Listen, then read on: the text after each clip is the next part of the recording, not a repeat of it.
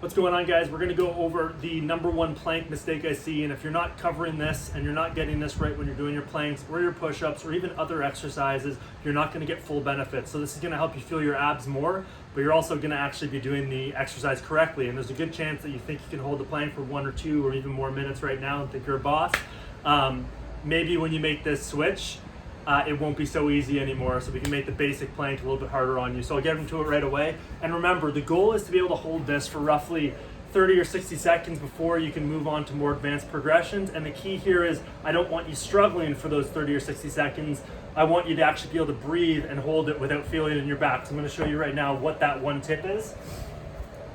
Basic plank technique applies, but the way most people are going to look is something like here. I want you to go here.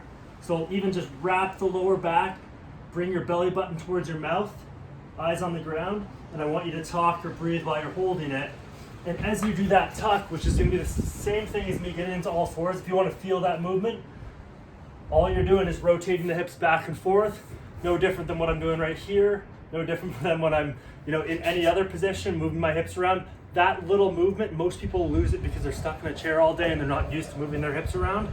If you can practice it in that cat camel position, but the main thing is that you're holding it while you're in the plank and you're able to breathe through it while you're doing it, rather than the way that most people do it with a big arch, not getting full benefits out of the plank and basically holding the plank with their low back when it's supposed to be more of a core exercise, working your glutes and your abs together.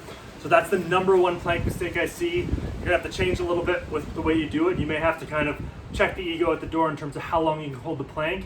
But check that out. If you have any questions, drop it in the comments or send me an email.